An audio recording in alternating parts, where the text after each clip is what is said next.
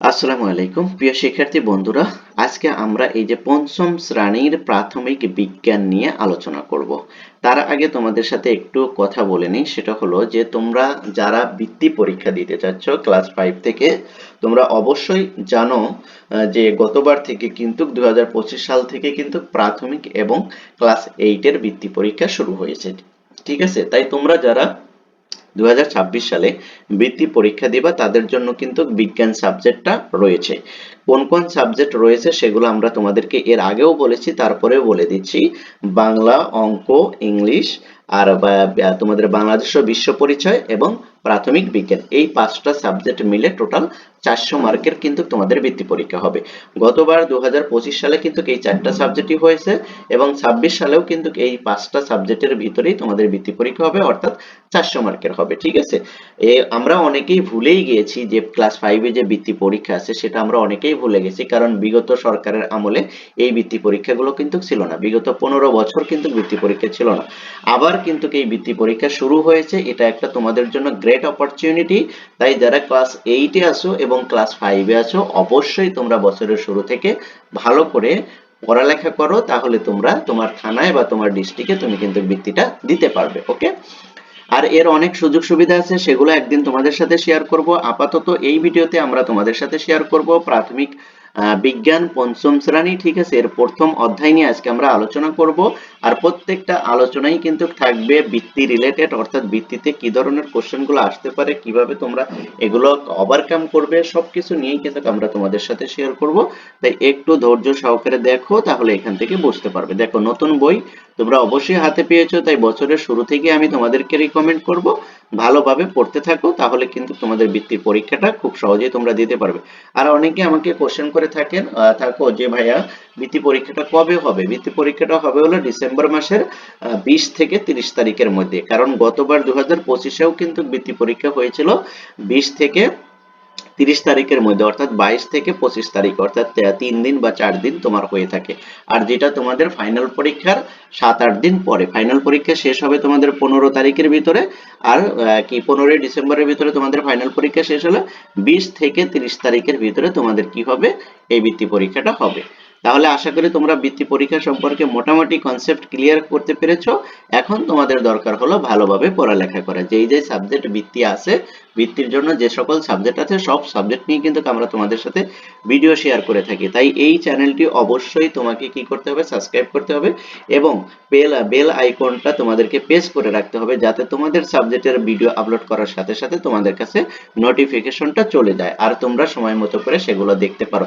সেই সাথে তোমাদের সুবিধার্থে আমরা এই ভিডিওগুলো আমাদের চ্যানেলে প্লেলিস্ট আকারে সেট করে রেখেছি। ঠিক আছে, যাতে করে তোমরা কোনো ভিডিও যদি কোনো কারণবশত যদি মিস করো, তাহলে প্লেলিস্ট চেক করে সেই ভিডিওগুলো দেখে নিতে পারবে। ওকে, তাহলে চলো আমরা মূল আলোচনায় চলে যাই।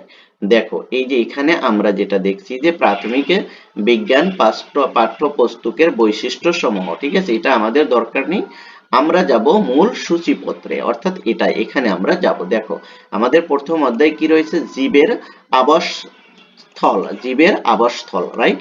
জীবের বসবাসের যে স্থল, জীবের বসবাসের যে জায়গা, সেটা নিয়ে আমরা আলোচনা করব। তাহলে চলো আমরা প্রথম অধ্যায় চলে যাই। এই যে এখানে দেখো, জীবের আবাসস্থল, রাইট।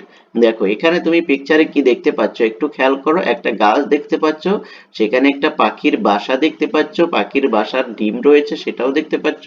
আবার এই যে এখানে দেখো কিছু রয়েছে, পশু রয়েছে, সেটাও দেখতে পাচ্ছ। অর্থাৎ জীবের আবাসস্থল, তাই না, জীবের আবাসস্থল।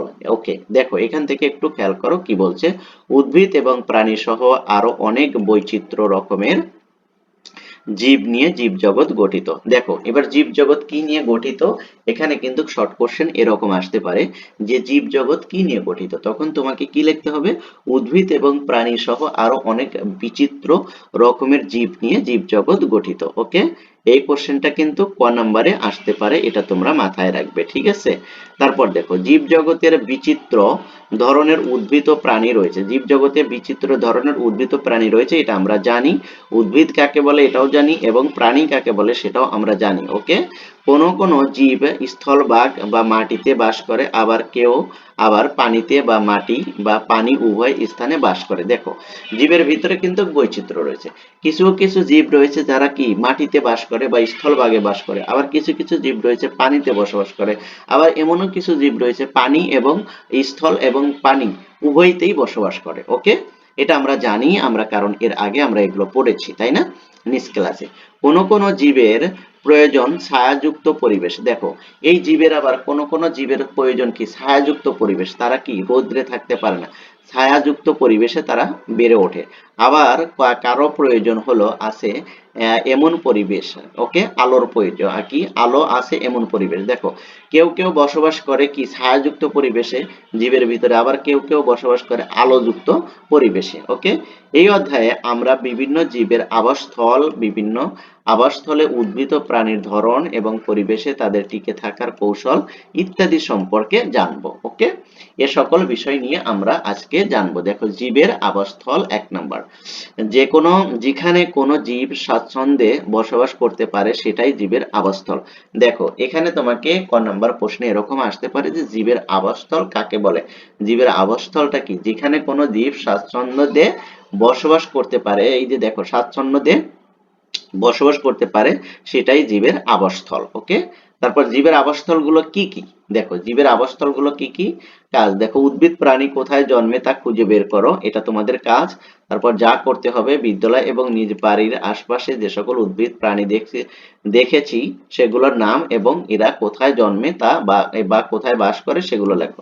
দেখো তোমার আশেপাশে, তোমার বাসার আশেপাশে যে জীবগুলো তুমি দেখো সেগুলোর নাম, উদ্ভিদের নাম, আবাসস্থল এবং প্রাণীর নাম, আবাসস্থল, এগুলো তোমাকে লিখতে হবে। ঠিক আছে, এটা তোমরা করবে। যদি তোমরা না পারো তাহলে অবশ্যই কমেন্ট সেকশনে জানাবে, আমি তোমাদেরকে করে দেব। আপাতত তোমাদের জন্য এটা আমরা এইচডব্লিউ রাখি। ঠিক আছে, আপাতত তোমরা যদি পারো তাহলে করবে, আর যদি না পারো তাহলে পরবর্তীতে কমেন্ট সেকশনে জানাবে, আমরা সেটা করে দেব। ওকে, তারপরে দেখো 2 এতে কি বলছে, কয়েকজন সহপাঠীর সাথে শখের তথ্য নিয়ে আলোচনা করি এবং জীবের আবাসস্থল সম্পর্কে ধারণা স্পষ্ট করি। দেখো এটা তোমাদের কয়েকজন পাঠী, তোমরা যারা ক্লাসে আসো তাদের কয়েকজন মিলে বা তোমাদের ক্লাসমেট মিলে একটা গ্রুপ করো, গ্রুপ করে তারপর এগুলো নিয়ে আলোচনা করো, তাহলে কিন্তু এর সুস্পষ্ট ধারণাটা তোমরা পেয়ে যাবে। ওকে, তারপর দেখো সারসংক্ষেপ কি বলছে, বিভিন্ন জীব বিভিন্ন ধরনের আবাসস্থলে জন্মে ও বাস করে। দেখো বিভিন্ন জীব বিভিন্ন ধরনের আবাসস্থলে জন্মে ও বসবাস করে। জল বা স্থল ভেদে যেমন বিভিন্ন ধরনের উদ্ভিদ জন্মে, তেমনি বিভিন্ন ধরনের আবাসস্থলে ভিন্ন ভিন্ন রকমের প্রাণী বাস করে। ওকে, বিভিন্ন আবাসস্থলের বিভিন্ন ধরনের উদ্ভিদ ও প্রাণী সম্পর্কে আরো কিছু জানি। এবার দেখো আমরা আরো কিছু জানবো, বিভিন্ন উদ্ভিদ এবং বিভিন্ন আবাসস্থলে প্রাণীরা যে বসবাস করে সে সম্পর্কে আমরা কিছু জানবো। দেখো জীবের বাসস্থানের জন্য বিভিন্ন ধরনের পরিবেশ রয়েছে, এটা আমরা আগেই পড়েছি যে জীবের বসবাসের জন্য বিভিন্ন ধরনের জীব রয়েছে, তেমনি বিভিন্ন ধরনের পরিবেশও তাদের জন্য প্রয়োজন। যেমন দেখো কি স্থলজ জলজ মেরু অঞ্চলের পরিবেশ। দেখো স্থলজ জলজ, জলজ হলো তোমার হলো কি পানিতে, আর স্থলজ হলো তোমার ডাঙ্গায় বা জমিতে কি ভূমিতে যারা বসবাস করে। মেরু অঞ্চল বলতে একটা মেরু অঞ্চলের কথা বলছে, সেটা হলো আমাদের উত্তর মেরু, দক্ষিণ মেরু, এই মেরু অঞ্চলের যে পরিবেশ সেটার কথা বলছে। এসব পরিবেশে বসবাসরত প্রাণীদের মধ্যে ভিন্নতা রয়েছে। দেখো জলে জলে যারা বসবাস করে তাদের মধ্যে এক রকমের ভিন্নতা রয়েছে, আবার তাদের সাথে আবার কি স্থলে যারা বাস করে তাদের মধ্যে ভিন্নতা রয়েছে। মেরু অঞ্চলে যারা বসবাস করে যে সকল প্রাণী এবং উদ্ভিদ, তাদের সাথে কিন্তু স্থল এবং জল এদের মধ্যেও ভিন্নতা রয়েছে। অর্থাৎ এক এক জগতের প্রাণীর সাথে এক এক রকম ভিন্নতা রয়েছে। পরিবেশ যেমন ভিন্ন রয়েছে, তেমনি তাদের বাসস্থান, খাদ্য অভ্যাস সবকিছুতেই কিন্তু ভিন্নতা রয়েছে।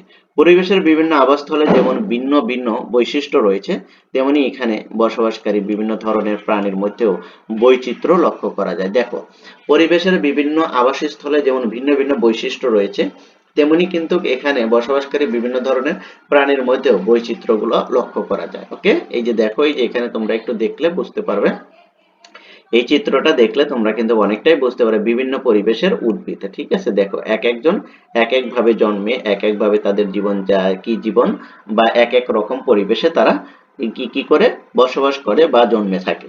এবার দেখো স্থলজ আবাস স্থল, দেখো এখানে কি বলছে, মাটি বা ভূমির পরিবেশ হলো স্থলজ আবাসস্থল। মাটি বা ভূমির পরিবেশকেই বলা হয় স্থলজ আবাসস্থল।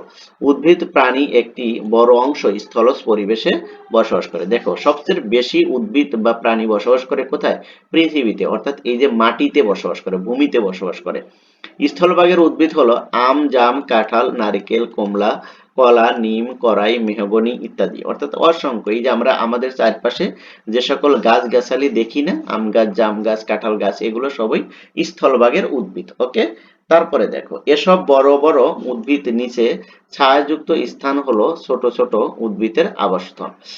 উদ্ভিদের আবাস। দেখো এই সকল বড় বড় গাছগাছালির নিচে কিন্তু আবার ছোট ছোট উদ্ভিদের জন্ম হয়, তাই না? সেটাকে তাদের আবাসস্থল বলে। বিভিন্ন ধরনের ঘাস, তৃণজাতীয় উদ্ভিদ, স্যাঁতসেঁতে, তারপরে ভিজা ঠান্ডা স্থানে কি জন্মে মস বা ফার্ন জাতীয় উদ্ভিদ। দেখো ভিজা বা স্যাঁতসেঁতে দেখো না, ওই যে শাওলা জন্মে, তারপর ফার্ন জাতীয় এক ধরনের ফাঙ্গাস জন্মে, ঠিক আছে, এগুলো। কোনো কোনো উদ্ভিদ আবার বড় উদ্ভিদের গায়ে আশ্রয় নিয়ে বেঁচে থাকে। দেখো পরজীবী আমরা যেটাকে বলি, আমাদের বড় বড় আম গাছের সাথে দেখা গেল যে ছোট ছোট উদ্ভিদ জন্মে, যেমন বট গাছ বা বিভিন্ন গাছগুলো কিন্তু জন্মে। আবার অনেককে আশ্রয় করেও কিন্তু বড় বড় উদ্ভিদকে আশ্রয় করেও ছোট ছোট উদ্ভিদ বেঁচে থাকে, ঠিক আছে। যেমন দেখো অর্কিড, অর্কিড ও ভিন্ন ধরনের ফার্ন। আবার প্রাণীদের মধ্যে রয়েছে মানুষ, গরু, ছাগল, হাতি, ভেড়া, হাঁস, মুরগি, বিভিন্ন রকমের প্রাণী ইত্যাদি, কেঁচো, পিঁপড়া ইত্যাদি। স্থলজ আবাসস্থলের মধ্যে অনেক বৈচিত্র্য রয়েছে, যেমন বনজ, মরুজ, তৃণভূমি ইত্যাদি। দেখো স্থল ভাগের ভিতরে আবার বনজ রয়েছে, মরু অঞ্চলে রয়েছে এবং তৃণভূমি অঞ্চলে রয়েছে, ঠিক আছে। এ সকল অবস্থানে কি করে উদ্ভিদ বা প্রাণী বসবাস করে স্থল ভাগে যারা থাকে। ওকে, তারপরে দেখো এরপরে আছে হলো তোমার কি এই অঞ্চলগুলো আছে। আজকে আমরা সাধারণত তোমাদের জন্য এতটুকুই আলোচনা করতে চাচ্ছি, ঠিক আছে। তারপরে আমরা বনজ আবাসস্থল এগুলো নিয়ে আলোচনা করব। আর তোমাদেরকে একটা কথা আমি বারবারই বলি যে তোমরা যদি কেউ আজকে আমার এই ক্লাসে নতুন জয়েন করে থাকো, তাহলে অবশ্যই কিন্তু চ্যানেলটা সাবস্ক্রাইব করতে হবে, ঠিক আছে। কারণ চ্যানেলটা সাবস্ক্রাইব না করলে কিন্তু তোমার ক্লাসের যে ভিত্তির যে সাবজেক্টগুলো আমরা প্রতিনিয়ত আপলোড করছি ভিডিও, সেগুলো কিন্তু তুমি সময় মতো পাবে না, তাতে তুমি কিন্তু পিছিয়ে পড়ে যাবে। তাই প্রতিযোগিতায় টিকে থাকতে হলে এবং বৃত্তি পরীক্ষায় অংশগ্রহণ করতে চাইলে অবশ্যই তোমাকে বছরের শুরু থেকে খুব ভালোভাবে প্রিপারেশন নিতে হবে। তুমি একটা জিনিস মনে রাখবে, তুমি যদি বৃত্তি দিয়ে থাকো তাহলে তুমি তোমার ক্লাসে টপ, অর্থাৎ তোমার ভালো রোল এবং তুমি ভালো পারো, এই জন্যই তোমাকে সিলেক্ট করবে টিচাররা। আর এরকম কিন্তু তোমাকে চিন্তা করতে হবে যে প্রত্যেকটা স্কুলের যেগুলো ভালো স্টুডেন্ট, ভালো ছাত্রছাত্রী, তারাই কিন্তু বৃত্তি পরীক্ষায় অংশগ্রহণ করে থাকে।